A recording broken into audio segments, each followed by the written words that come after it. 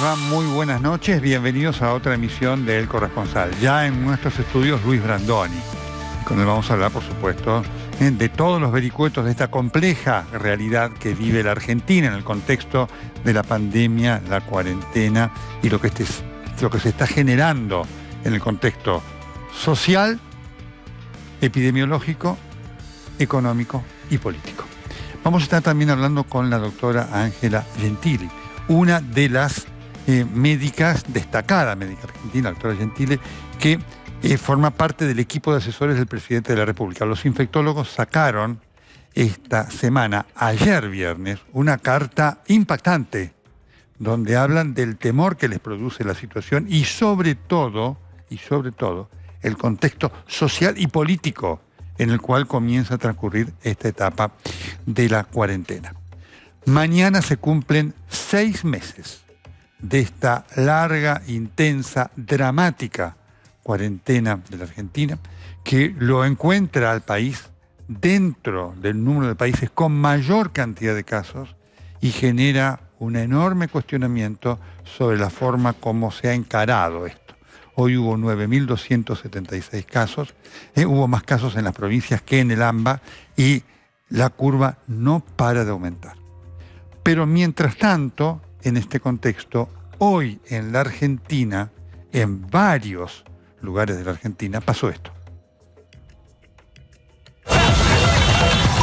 Quiero un gobierno que hable desde la verdad, que vuelva la verdad a mi país.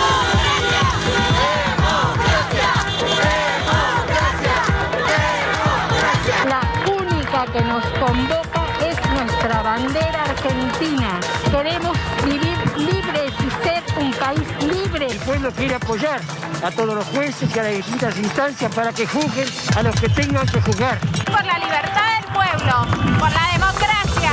Queremos nuestro sistema representativo republicano y federal de vuelta. Estamos para defender a la República, estamos en contra del atropellamiento, el avasallamiento que estamos sufriendo. Que vuelvan a regir el régimen democrático, las instituciones y el respeto por la ley.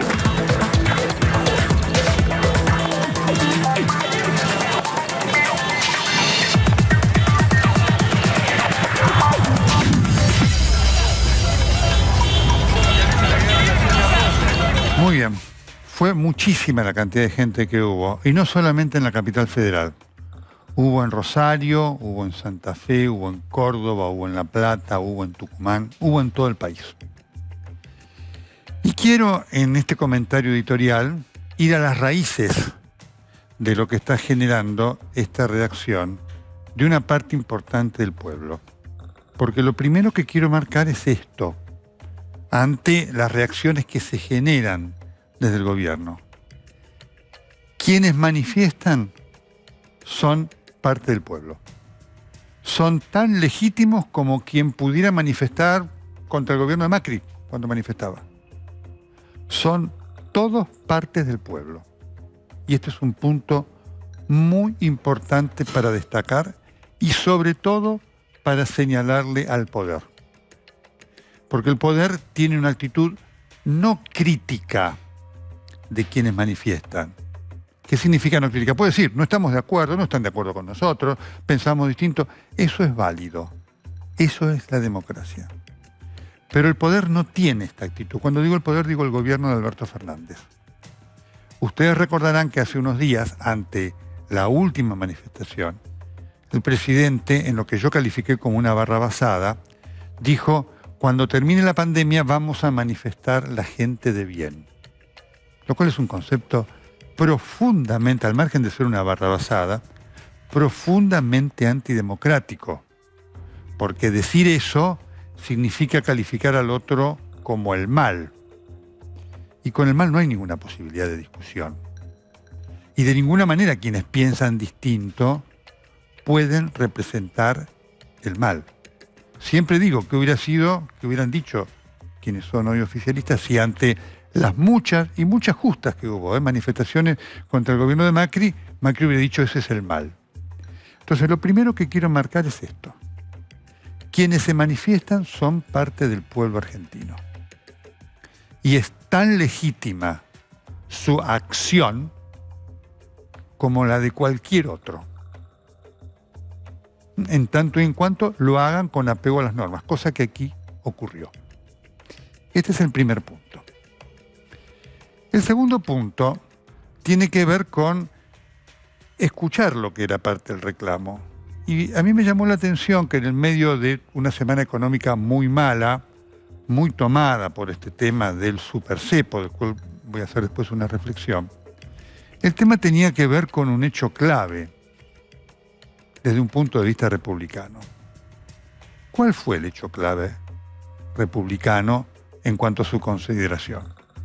El desplazamiento de los jueces Bruglia, Bertuzzi y Castelli, que tienen, entre otras cosas, a su cargo la escandalosa causa de los cuadernos de Oscar Centeno, que fue la investigación periodística de Diego Cabot más importante en cuanto a que desnudó toda la trama de corrupción que se montó durante el kirchnerato.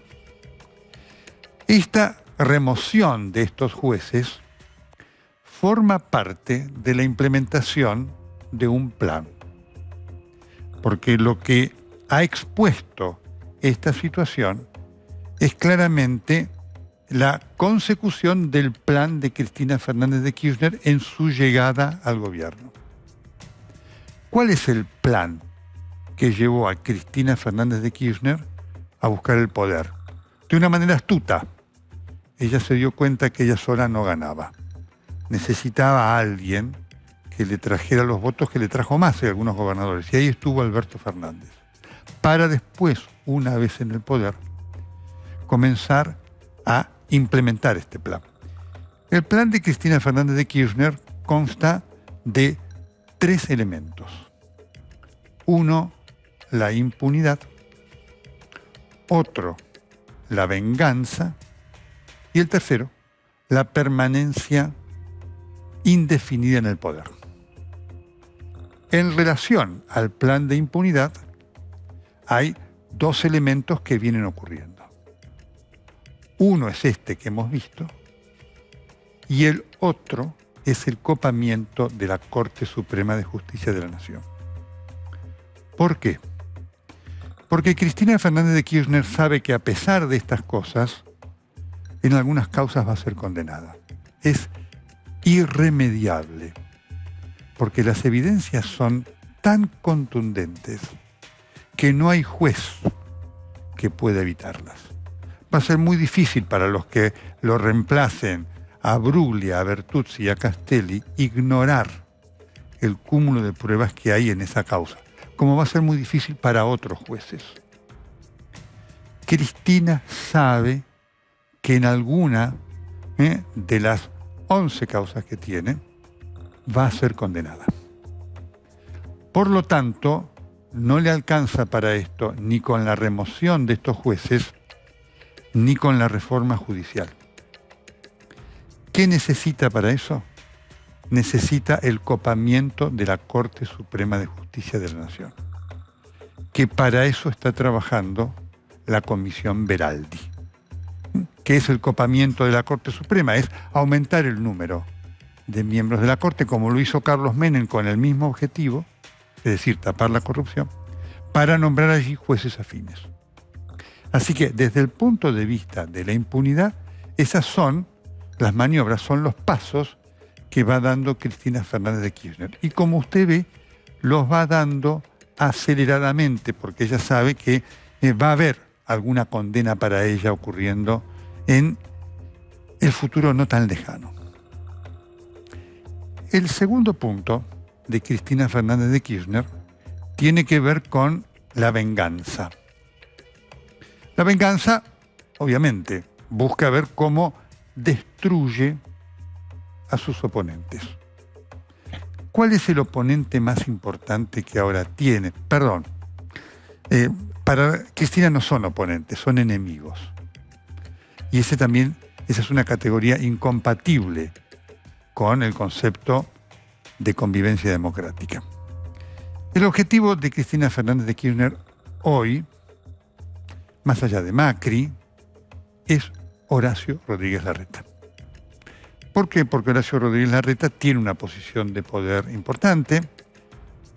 Las encuestas dicen que su figura ha crecido a partir del manejo de la cuarentena, más allá de cosas discutibles que en algún momento con él, insisto, discutimos, y que este crecimiento, por supuesto, lo pone como un candidato de muy buena chance al día de hoy para las elecciones.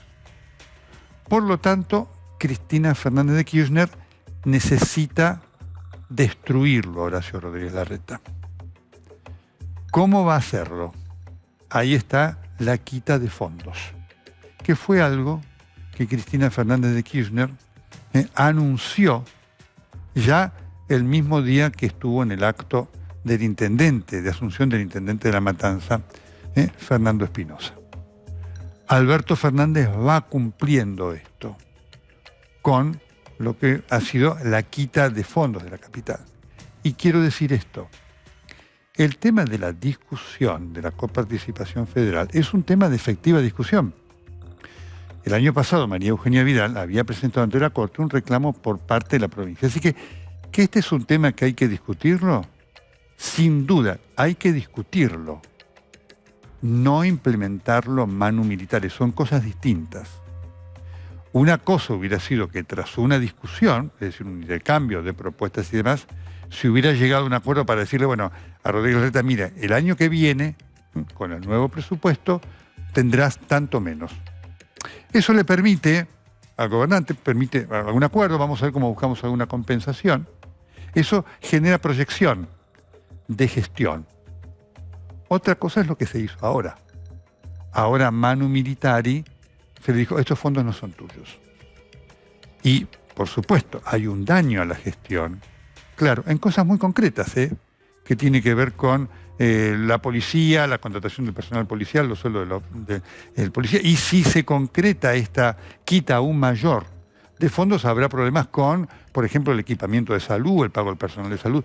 Tiene un efecto no solamente político, sino un efecto concreto. Y esto es producto de lo que busca Cristina Fernández de Kirchner. El segundo plan, la venganza. Y el tercer elemento es la permanencia política permanente. Constante, perdón por la redundancia. ¿Cómo lo instrumenta ella? ¿Quiénes son sus peones? Axel Kicillof y Máximo Kirchner. Por eso están los fondos a la provincia de Buenos Aires, cosa que ha generado en forma bastante subterránea, porque claro, son gobernadores del peronismo, la bronca de muchos gobernadores del peronismo, que dicen, ¿y por qué a él sí y a nosotros no? Así que estamos en la implementación de este plan, que genera en relación al gobierno de Alberto Fernández, primero una gran decepción por parte de muchos de los que los votaron, como también por muchos que no lo votaron y dijeron, bueno, al fin vendrá alguien que nos saque de la polarización Cristina Macri. Esta situación de Alberto Fernández de sumisión a la presidenta, es decir, de obediencia debida, me hace acordar algo que aquí yo bauticé durante la primera presidencia de Cristina Fernández de Kirchner, cuando vivía Néstor Kirchner, como la figura del expresidente en funciones. Es decir, durante la vida de Néstor Kirchner, mientras Kirchner estaba vivo, Cristina obedecía lo que Néstor Kirchner determinaba.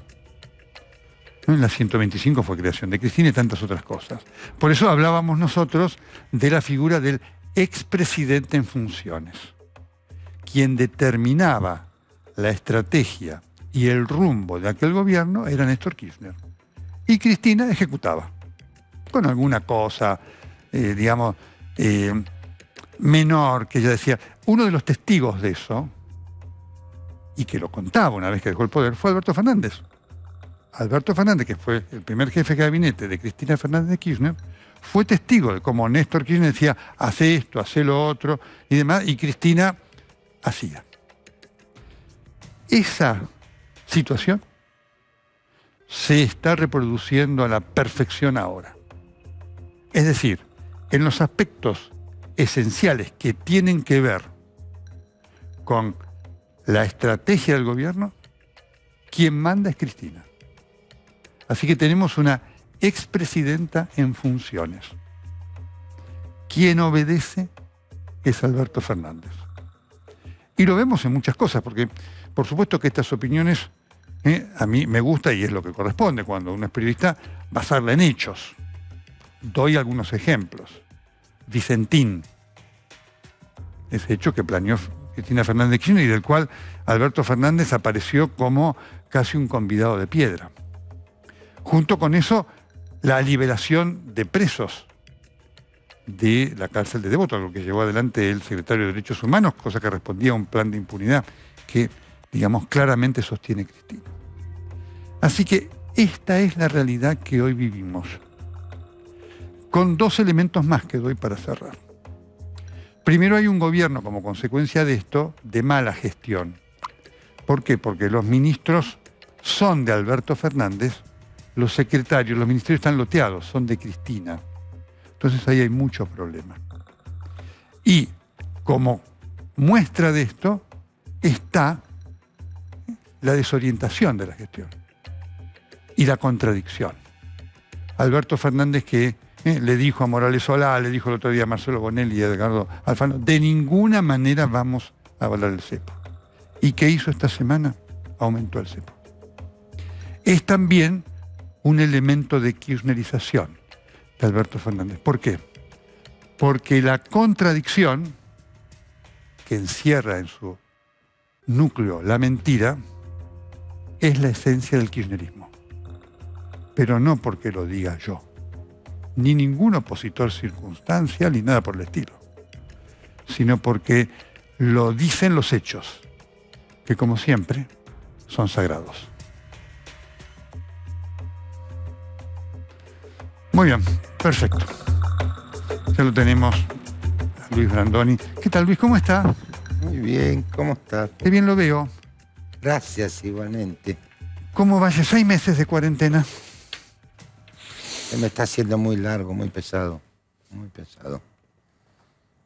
Sobre todo porque estábamos a punto de estrenar Claro, el día 20 de marzo. de marzo y bueno, todavía estamos esperando, pero no pierdo las esperanzas de que en un tiempo más se pueda decidir con algunas restricciones el regreso del público al teatro y al cine también, con los debidos cuidados, pero es bueno. ¿Lo vive con miedo? No es imprescindible eso, pero es necesario. Es necesario, sin duda. ¿Lo vive con miedo?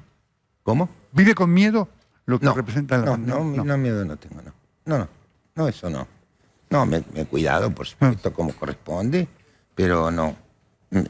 Me perdí festejar mi cumpleaños, eso también me lo quitaron, pero lo puedo recuperar, aunque sea un poco tarde. ¿Y la familia? La familia está muy bien, sí, la veo más o menos periódicamente, con los cuidados del caso también, pero están muy bien, muy bien. ¿Cómo están los actores?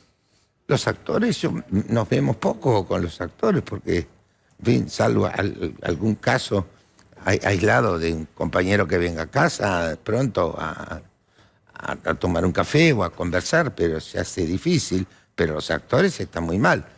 Es más, estamos viviendo una situación única en la historia. Los actores del mundo están muy mal, ¿no? Están todos parados. En España hay un rebrote importantísimo. Sí. Creo que, no sé si no se suspendieron las filmaciones, el teatro sí se suspendió, de modo que estamos muy preocupados, porque el oficio de por sí es un oficio irregular, muy pendiente de infinidad de cosas, pero nunca un oficio que te dé cierta seguridad. Claro. Y en este caso, bueno, estamos muy angustiados, muy preocupados, muy preocupados. ¿Fue el banderazo hoy? Sí. No fui. Pero lo vi por televisión, sí, me interesa eso. Yo creo que es un hecho importantísimo, me parece que marca este y los anteriores. Me parece que están dándonos una idea muy clara de que la sociedad ha producido un cambio importante. No empieza ahora, esto empieza ya desde antes de la etapa del gobierno de Cambiemos, empiezan estas manifestaciones. El primer paso importante fue, según recuerdo, el 1 de abril del 2007, donde incluso los partidos que conforman Cambiemos se ocuparon de decir nosotros no tenemos nada que ver con esto, supongo que temiendo que fuera un fracaso, y fue una cosa muy impresionante. Y desde entonces, más el resultado de las elecciones, con todas las dificultades que tuvo el gobierno, con sus errores y sus aciertos, pudo sobrevivir a un golpe brutal que fue el resultado de las PASO, que fue demoledor. Y después se rehizo, digo, es un hecho importante, la gira del presidente Macri por 30 ciudades del interior, y las manifestaciones y la despedida también fue importante, y el resultado. De modo que yo creo que podríamos llegar a pensar que no siempre la gente vota con el bolsillo. Y acá se está haciendo mucho más palpable, ¿no? Con estas manifestaciones que no registran antecedentes, la del 17 de agosto, desde Ushuaia hasta Jujuy, no registra. ¿Le sorprendió la cantidad de gente? No, yo la esperaba porque se veía venir, porque pasó algo curioso, la gente perdió el miedo a manifestarse, la actitud de la sociedad argentina frente a la política, que siempre ha sido tan poco simpatizantes de todo esto, y se ha involucrado muy poco. Ocurrieron cosas muy serias en la Argentina y en general la gente no reaccionó. Podemos dar un solo ejemplo, el indulto de Menem no hubo. Así es. Hoy sería imposible, ¿no? Sí, claro, por Hoy suerte. sería imposible. De modo que el cambio ya está. Y yo creo que esto es muy saludable, porque además son muchas manifestaciones, se han hecho todas de manera pacífica, la gente no ha tenido complicaciones, no se ven uniformes, se han hecho pacíficamente en un montón de ciudades, y yo creo que es una decisión de la sociedad de no bajar los brazos y de no dejarse llevar por delante, y hay mucho en juego. Vos sabés que hay mucho en juego. ¿Le sorprendió cuando el presidente de la República aludió a la manifestación en la cual usted participó, como dijo, la gente de bien vamos a manifestar después de la pandemia? Es impensable en un presidente de la República una manifestación de esa característica. Es impensable. Pues nosotros somos el mal. La representación no es así. Un presidente debería reconocer lo que pasó, lo que está pasando. Es tratar de negar la existencia del sol, por decirlo de una metáfora grosera.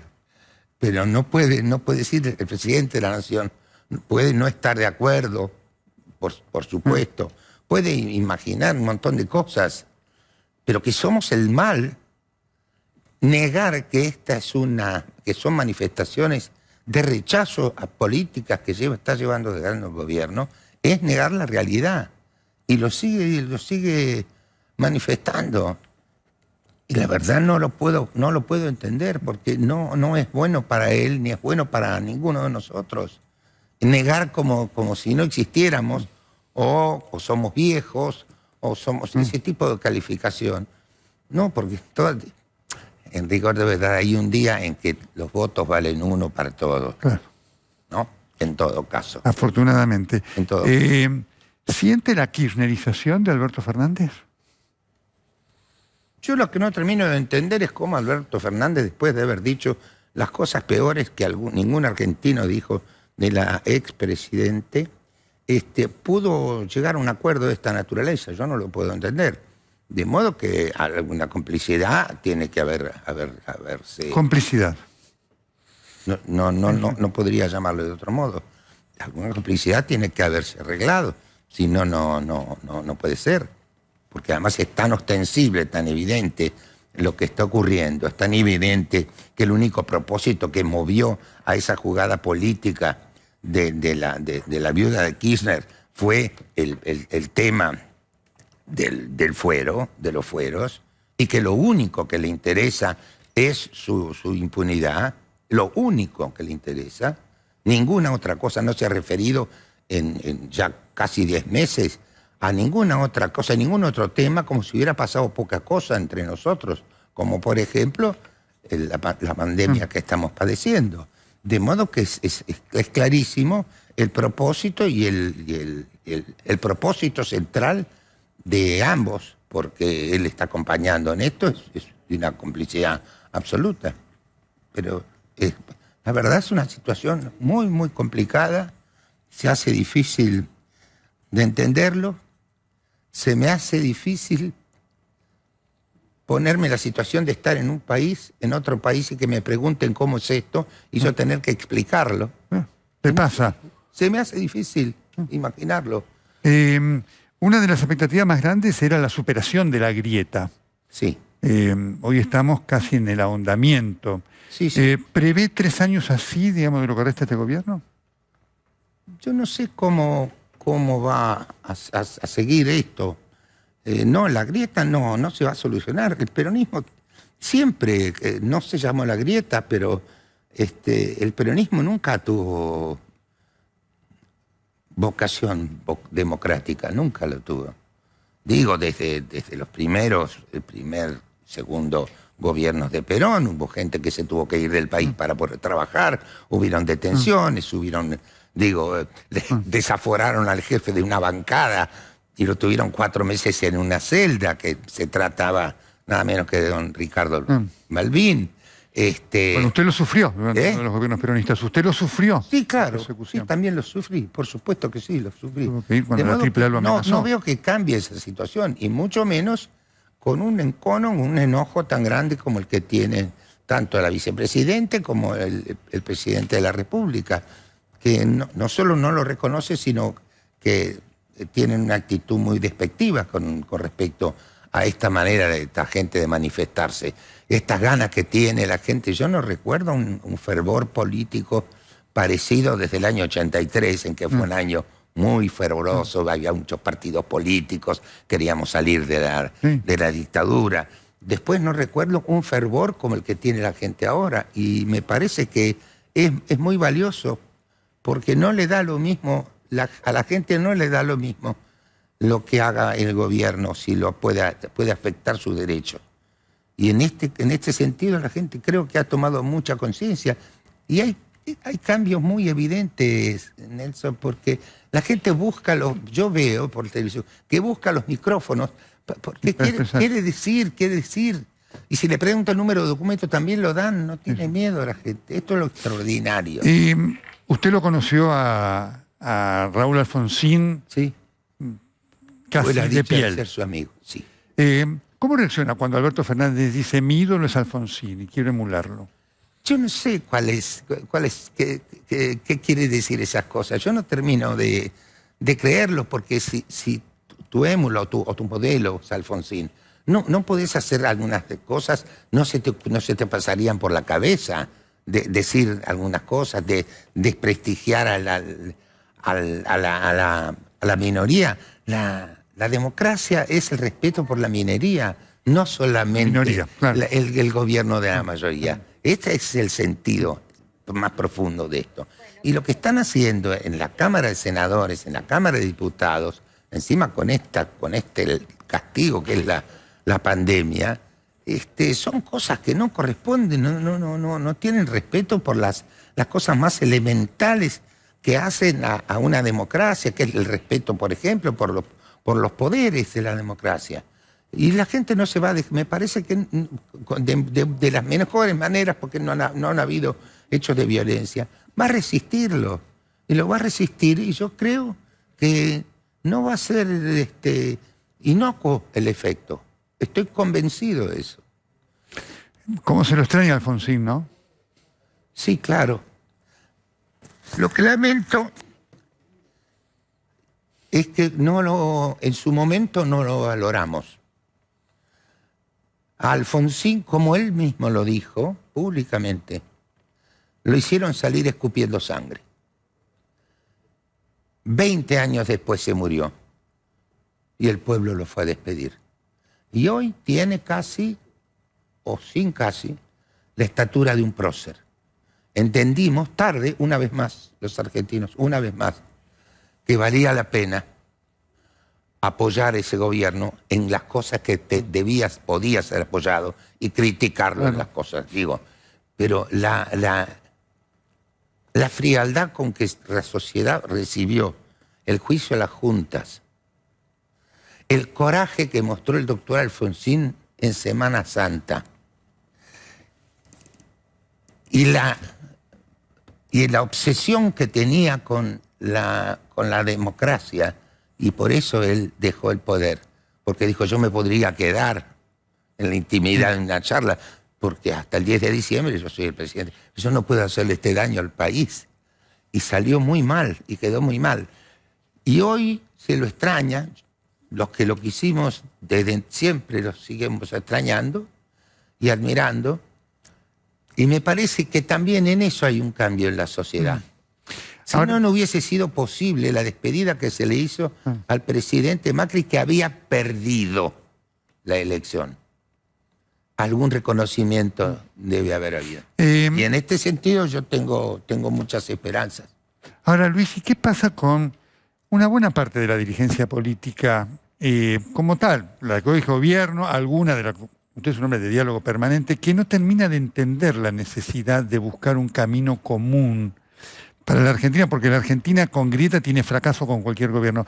Usted vivió, usted tuvo cargos. ¿Qué le pasa a la dirigencia política, digamos, que no entiende esto? Porque no hay hábito, porque no hay voluntad, no hay vocación democrática.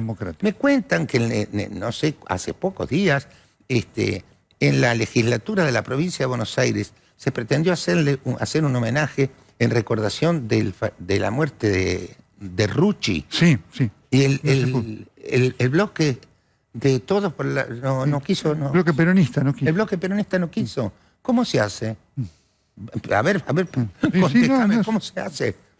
Por eso se lo pregunto, usted cómo, claro, esas arenas las caminó y salió indemne. Me estoy poniendo incómodo porque yo te tuteo. Bueno, yo lo voy a me trata de usted, vamos a ver cómo hacemos. Entonces, ¿cómo vos lo viviste? Vos transitaste, yo camino al poder, saliste con honestidad y demás. ¿Qué es lo que pasa y que no se entiende esto que aparentemente cuando se está de afuera todo el mundo lo comprende, que sin una conformación de acuerdos mínimos no se logra nada? Yo tengo la expectativa de que en algún momento, no sé si antes o después de las elecciones legislativas del año que viene, le falta un año todavía, claro, no nos vamos a dar cuenta de que no hay salida si no hacemos un acuerdo entre los dos grandes bloques y los bloques pequeños, un acuerdo básico nacional sobre cosas que no se pueden discutir. La tragedia de la educación no se puede seguir discutiendo o no se puede seguir así. Digo, no es normal. Digo, que haya en la ciudad de Buenos Aires 17 gremios de docentes. Es un despropósito, algo anda mal. Digo, que se estén adelantando los dirigentes sindicales diciendo que van a hacer huelga cuando vuelva. Perder un año de educación es una tragedia. Entonces no están en las cosas más pequeñas, en esa cosa tan fabulosa que es la educación pública, de la cual pudimos disfrutar muchos años y nos sentimos orgullosos en algunos casos, y además recibimos de gente que piensa mucho y bien, que fuimos un ejemplo en el mundo. Hay alguien que es un premio Nobel de Literatura que insiste en que fuimos el primer país del mundo que terminó con el analfabetismo. ¿A dónde hemos llegado ahora?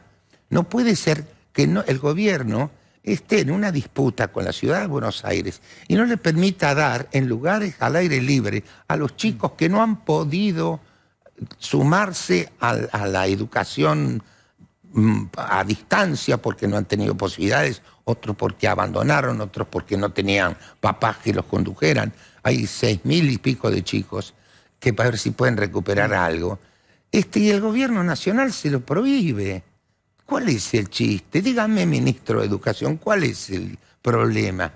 ¿Qué va a pasar con la educación? ¿Qué va a pasar el año que viene?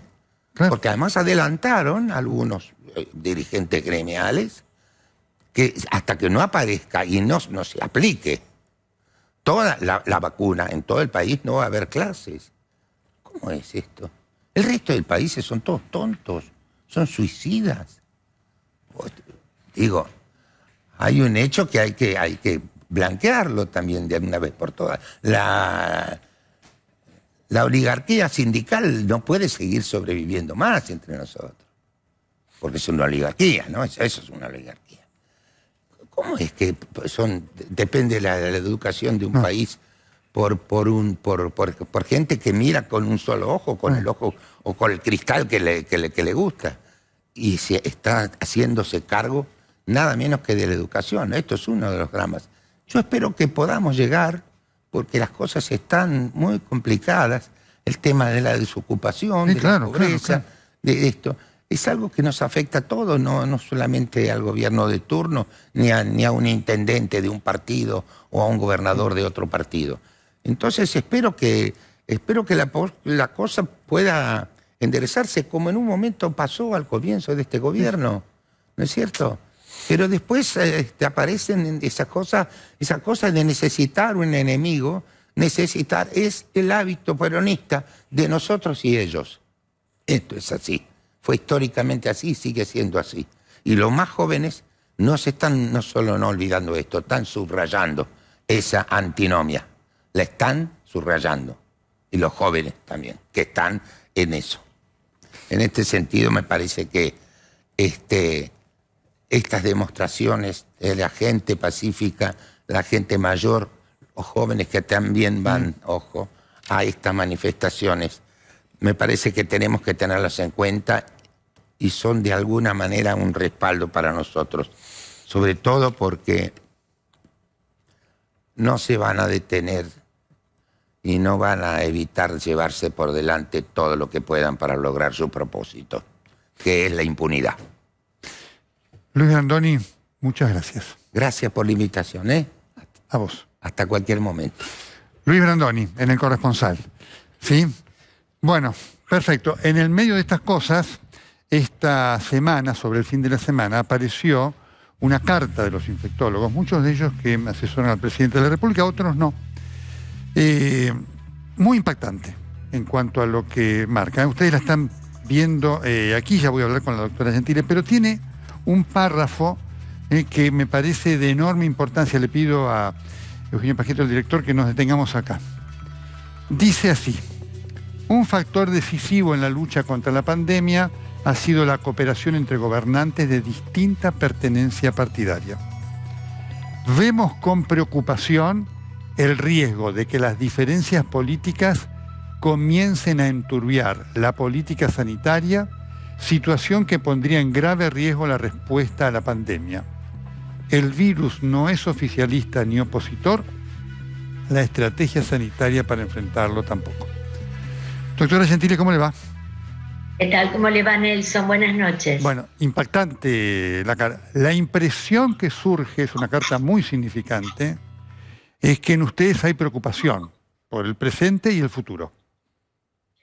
Sí, obviamente hay preocupación y esta carta fue una instancia de reflexión y de decir, bueno, a ver, pensemos todos cómo tenemos que transitar esta parte que nos queda por delante, precisamente esperando una vacuna. Porque, primero de todo, la aparición de la vacuna en abril o marzo, abril, no va a solucionar mágicamente todo, sí, porque evidentemente va a vacunarse escalonadamente, claro. Y lentamente se va a ir logrando mejores coberturas, no solo en Argentina, en el mundo. Es muy importante no hay esto que usted dice, es muy importante, como usted dice, como mensaje, para que se sepa manejar la dinámica de las expectativas, la ansiedad y la demanda de la gente, ¿no? Exactamente, no es mágico porque uno va a trabajar primero con un grupo de gente que posiblemente sean trabajadores de salud, esenciales, factores de riesgo, adultos mayores, pero evidentemente, yo esto lo comenté hace bastante, el virus está entre nosotros, hay que aprender a convivir con ese virus. Eso se hace con protocolos específicos que nos permitan desarrollar actividades, respetando todo lo que vinimos hablando, para poder pasar de fases y poder lograr una cierta normalidad a medida que cada vez vayamos vacunando más. Doctora, está claro, y ustedes lo dicen con todas las letras, no tiene eufemismo la carta. Habla de todo el problema que representa la división política para enfrentar esto. Así es muy importante porque tenemos que estar unidos y pensar juntos la mejor forma de enfrentar la situación. Cuando uno piensa, bueno, la cuarentena es una estrategia que de ninguna forma funciona por sí misma si uno no lo acompaña de dos cosas importantes, como son preparar camas de terapia, todo lo que es el sistema de salud, perfecto, pero también un fuerte programa de atención primaria con detección de casos, rastreo de contactos y diagnóstico oportuno. Entonces, ambas cosas se tienen que dar, y esto se viene repitiendo permanentemente para entender que una cuarentena es una herramienta, pero que tiene una serie de efectos que se tienen que cumplir, porque solo con quedarme adentro no funciona. Es muy importante esto que usted dice, doctor, y usted lo sabe, lo hemos hablado, esta es la principal crítica que yo le hago al gobierno. Ustedes observan que hoy, cuando se produce esta politización de esto desde la provincia a criticar a la ciudad de Buenos Aires y de la nación, eso es un problema para enfrentar lo que resta, que no es fácil. Bueno, en general es un llamado general, porque podemos ver una situación o luego podremos ver otra en otras jurisdicciones. En este momento, la zona metropolitana está muy estable y con tendencia descendente, a lo cual no digo que no preocupe, pero estamos mucho más tranquilos.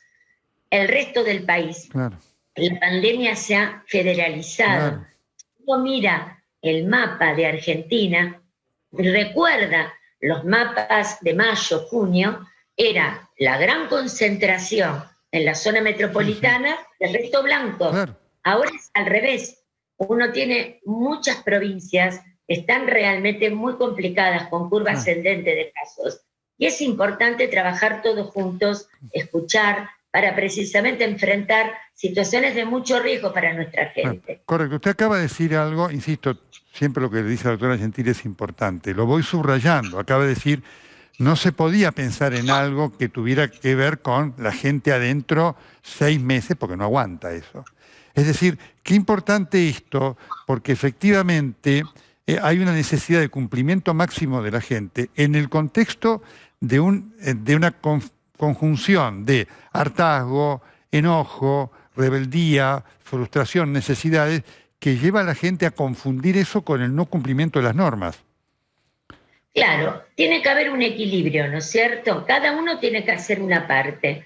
Una responsabilidad individual que es fundamental, porque uno puede protocolizar actividades, pero luego si no se cumplen adecuadamente, evidentemente esos protocolos no están funcionando, y tenemos que trabajar mucho para hacer entender. Sobre todo, a veces, adultos mayores son más conscientes. A veces, en los chicos más jóvenes, tampoco hacer entender la importancia de ser solidarios, de entender que si uno cumple con todo lo que estamos hablando, del distanciamiento, de respetar los protocolos, protegemos también a los otros que no la pueden pasar tan bien, ¿no es cierto? Tiene que haber una solidaridad muy importante para poder mirar hacia adelante y esperar el horizonte del año que viene.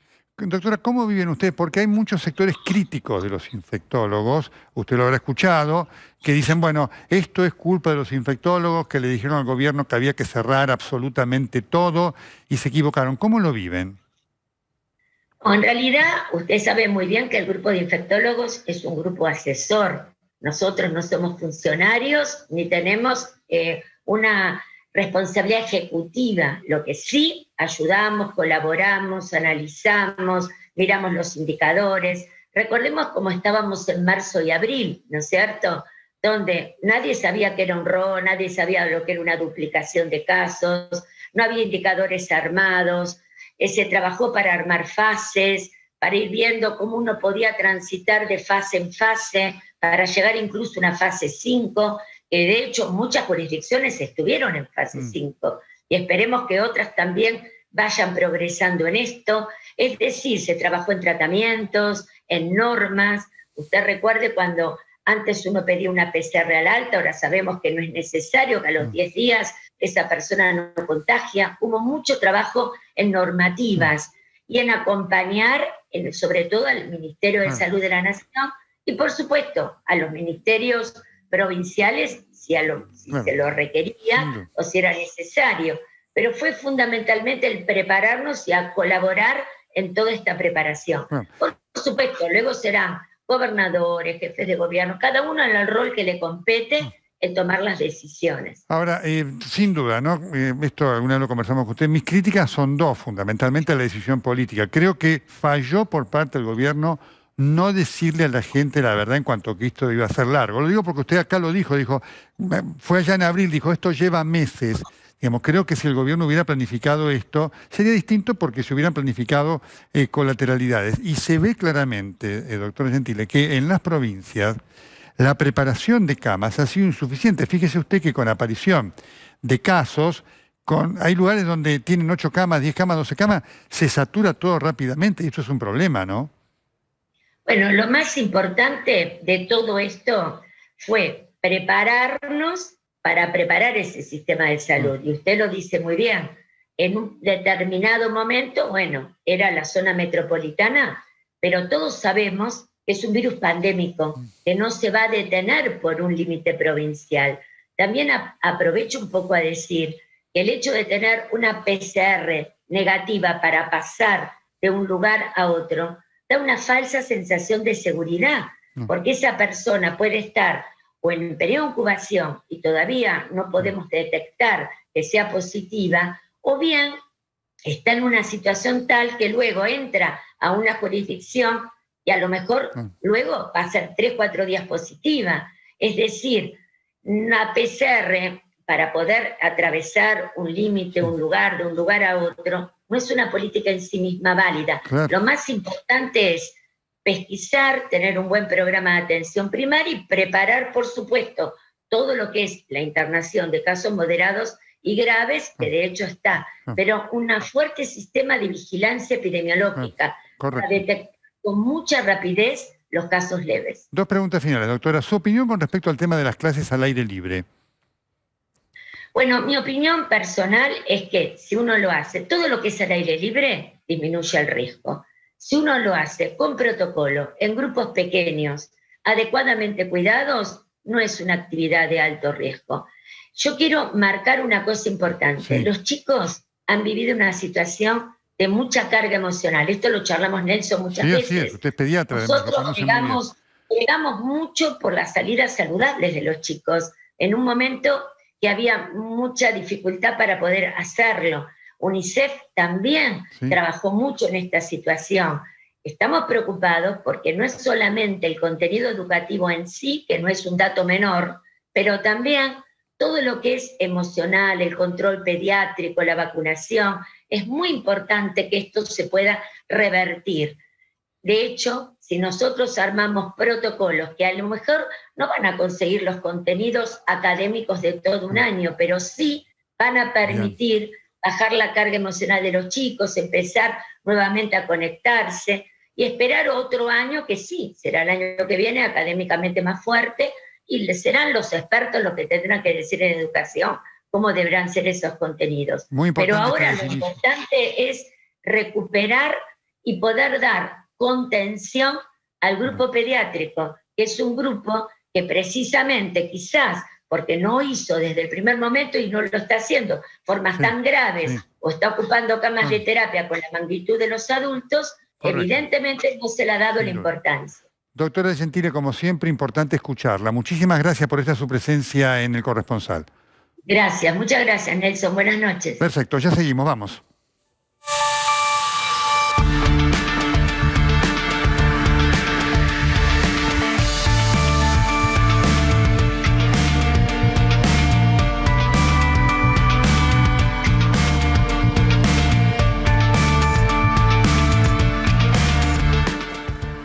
Churchill decía, la democracia es darle al otro la razón cuanto menos una vez. Hasta acá llegamos. Sigue en el camino ese gran programa que hace para nuestra deleitación Mario Marchiche. Hasta el próximo sábado y cuídese.